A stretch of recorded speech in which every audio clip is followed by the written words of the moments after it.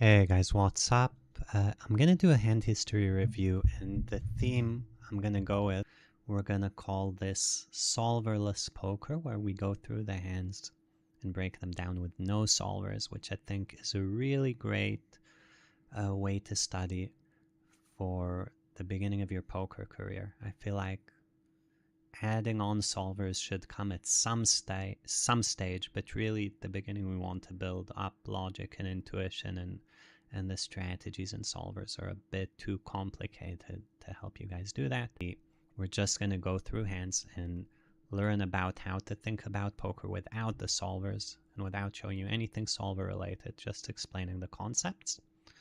And adjacent to this, I will do a how to study with solvers for the same hands, or at least some of them. So each episode will have solverless and then with solver, and you can pick and choose if you want one or both, and which suits you according to your level. The theme today is BVB. So all these hands we're going to be raising from the small blind, and this is a player who I am working with to try to help him move up the stakes. Very talented guy, on a bit of an up and down swing, so he's currently at 50 NL.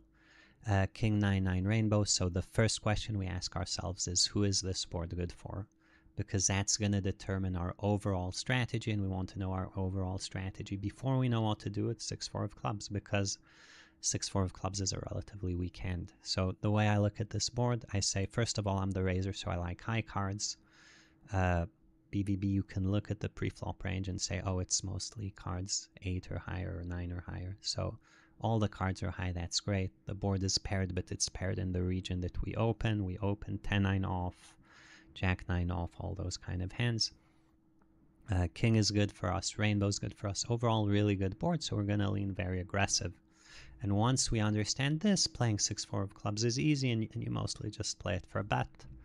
And we play it for a check, which is not a mistake in any way. But kind of the way I'd like you guys to think is, when you have the advantage, you go ahead and attack the other guy, and then this would be a nice bluffing candidate. Your opponent bets small, with a backdoor flush draw on this board with wide ranges. This is a hand class that should be calling, but it's close.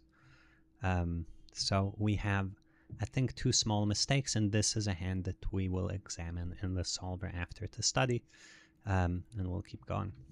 Okay, so King 8 off, BVB. Again, who's the board good for? Rainbow, not too connected. Two of the cards are high. This is more of a good board for hero again, so we want to lean aggressive, and so this hand can do a lot of betting. Doesn't mean you have to always bet, or it's a mistake to check, but just so you have in your head. And here we bet half pot, we get called, we turn an open ender. When we're out of position, we generally structure our bluffing around draws. So this looks like a hand that should very often bluff. Even though the 7 in terms of good or bad card for us is a little bit bad, but this should be mostly bluffing. Again, not saying it's not a mistake, not a bluff, but that's the main action. And our opponent bets small. Here our hand cannot fold, so it's call or raise. We choose call, Queen River, and we choose to lead out. I would say this has no merit in theory. There's no, you don't check call and suddenly lead out big on a queen for your range. It is true that our opponent looks like he has some weak showdown, and the queen is higher than the board. So, like, in terms of hand reading, this is a scary bet for him to face. It just doesn't fit the big picture of what your range wants to do. And here, this kind of play works fairly well against some players. But there is something incoherent about it, and so need to be a bit careful. And for me, this isn't the type of play I would be drawn towards. I might check raise a turn, but I wouldn't really look to be leading the Queen River for a big size. And yeah, our opponent shoves, which, if you think about it, we're kind of saying we improve to what? A queen, there's a million straights. It's going to be hard for us to call this. So next hand, raise. Who's this board good for? This board is more of a in-between. Low cards are good for in position, but specifically the deuce and 3 as low cards go are not that good. It's two-tone, it's semi-connected, so this is, we'll call it a symmetrical board.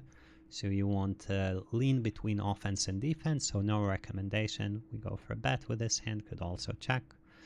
On the jack of spades, king, queen is kind of on the cusp between trying to show down and turning itself into a bluff. It's always nice to bluff with 2 overcards. But given wide ranges BVB and there is a deuce and a 3 on board and a 7, this is, you can show this down and win sometimes. So we check, opponent bets small. Here, in theory, this hand is close. It's probably a call or raise, almost a fold. So I think we're leaning a bit too passive and a bit too tight BVB so far in these hands. Okay, open queen 8. This would be a bad board for us.